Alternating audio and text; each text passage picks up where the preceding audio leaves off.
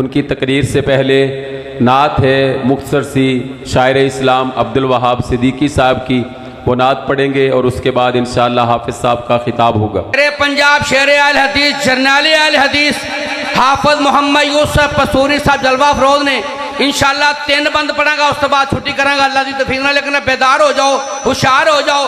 پھر میں کیوں نہ کہہ جاواں کعبے نو آن وسایا میرے محمد نے صلی اللہ علیہ وآلہ وسلم، کروڑوں بار صلی اللہ علیہ وآلہ وسلم۔ کعبے نو آن سجایا میرے محمد نے، کعبے نو آن وسایا میرے محمد نے، دکھیاں نو گل لایا میرے محمد نے۔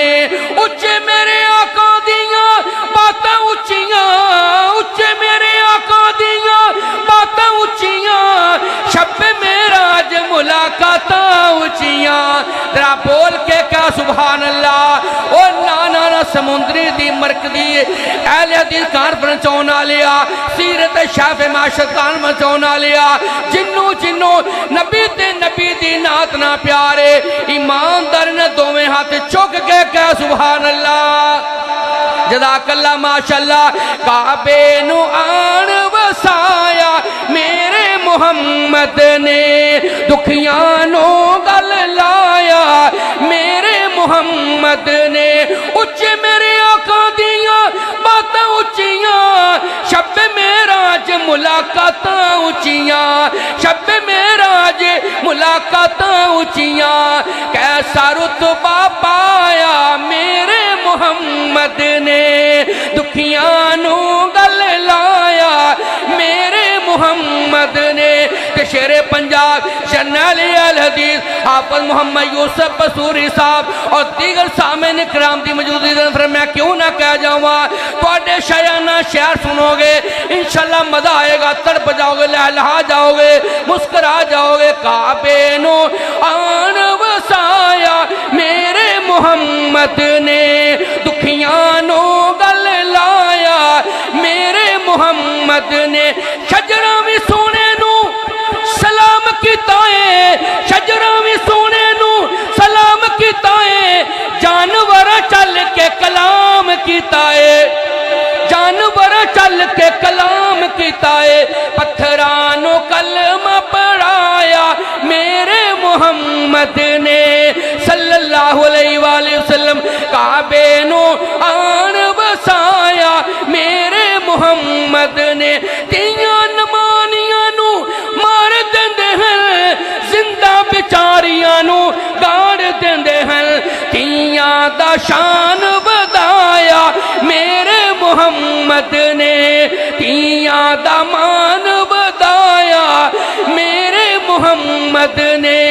کعبے نو آن وسایا میرے محمد نے، دکھیاں نو گل لایا میرے محمد نے۔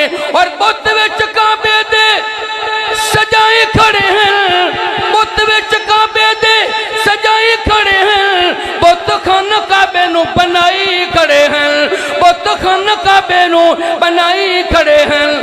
کعبے نو کعبہ بنایا میرے محمد نے صلی اللہ علیہ وسلم، کعبے نو کعبہ بنایا میرے محمد نے، دکھیاں نو گل لایا میرے محمد نے۔ السلام علیکم ورحمۃ اللہ وبرکاتہ۔ نحمده ونصلي على رسوله الكريم، أما بعد، فأعوذ بالله السميع العليم من الشيطان الرجيم، بسم الله الرحمن الرحيم۔ قال النبي صلى الله عليه وسلم: وستفترق أمتي على 73 ملة، كلهم في النار إلا واحدة وهي الجماعة۔ وقال الإمام أحمد بن حنبل رحمه الله في شرح هذا الحديث، قال: إن لم يكونوا أهل الحديث فلا أدري من هم۔ سامعین مکرم، میں نے جو آپ کے سامنے آقائے دو جہاں جناب محمد الرسول اللہ صلی اللہ علیہ وسلم کی حدیث مبارکہ کی تلاوت کی۔ پیارے پیغمبر علیہ الصلوۃ والسلام نے فرمایا یہودیوں اور عیسائیوں کے 72 فرقے بنے، اس امت کے 73 فرقے بنیں گے، کلہم فی النار الا واحدہ، سارے کے سارے جہنم میں جلیں گے، الا واحدہ سوائے ایک کے، وہی الجماعہ، پیارے پیغمبر نے فرمایا ان کا نام جماعہ ہے۔ امام احمد بن حنبل، امام اہل السنہ، امام اہل حدیث، اور وہ امام احمد بن حنبل کا امام بخاری کا استاد علی بن مدینی کہا کرتے تھے اسلام میں 2 لوگ ایسے آئے ہیں کہ جب پوری امت خاموش تھی، وہ رب کے 2 ایسے بندے تھے، وہ حکمرانوں کے سامنے اور لوگوں کے سامنے بماغے دہل حق کو بیان کرتے رہے۔ ایک سیدنا ابو بکر صدیق تھے رضی اللہ تعالی عنہم، جو مانعین زکوٰۃ کے خلاف جہاد کرتے رہے، اور دوسرا احمد بن حنبل جو وقت کے حاکم کے خلاف، جو قرآن کو مخلوق کہتا تھا، رب کا کلام کرتے رہے۔ وکلم اللہ موسیٰ، تکلیمہ کے پیش نظر مارے کھائیں صرف اس وجہ سے کہ رب کا قرآن اللہ کی کلام ہے۔ کہتے ہیں اگر اس حدیث سے مراد اہل حدیث نہیں تو میں نہیں جانتا کہ اس سے مراد کون ہے۔ حضرات ذی وقار امام ابن تیمیہ رحمہ اللہ اپنی کتاب میں اس گروہ کی 3 صفات بیان کرتے ہیں۔ کہتے پہلی صفت یہ ہے فیہم صدیقون، یہ ایسا گروہ ہے جو سچوں کا گروہ ہے۔ رب کا قرآن کہتا ہے، اللہ فرماتے ہیں سچوں کے بارے میں اولئک ھم المتقون، یہ ہمیشہ سچوں کا گروہ جو ہے ان کی بنیاد تقوی رہی۔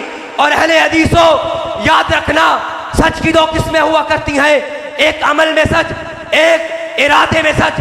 اللہ کی قسم آج پوری امت میں جتنے مسلمان ہیں، کوئی گھوڑے کا پجاری، کوئی در بدر ٹھوکرے کھانے والا، رب کی توحید کا علم اٹھانے والے ہو تو تم ہو، پیارے پیغمبر کی سنت کا علم اٹھانے والے تو تم ہو۔ کسی کا آئیڈیل امام ابو حنیفہ، کسی کے لیے فقہ شافعی، کسی کے لیے فقہ امام مالک، کسی کے لیے فقہ احمد بن حنبل، اور تم وہ ہو جو ساری بات یہی کرتے رہے۔ پیارے پیغمبر کی اطاعت میں اور رب کی توحید میں زندگی گزارنا قبول ہے، اور اس کے علاوہ گردن کٹا تو سکتے ہیں، جھکا نہیں سکتے۔ آخر میں میرا یہی پیغام ہے کہ اہل الحدیث ہو، آج ہمیں جس چیز کی ضرورت ہے علم کے بعد وہ عمل کی ضرورت ہے۔ اگر عمل نہیں تو دنیا بھی تباہ تو آخرت بھی تباہ۔ اللہ ہم سب کو قرآن و سنت پہ عمل کی توفیق عطا فرمائے اور ہمیں توحید والا بنائے۔ وما علیہ الا البلاغ المبین۔ ماشاء اللہ، جزاک اللہ۔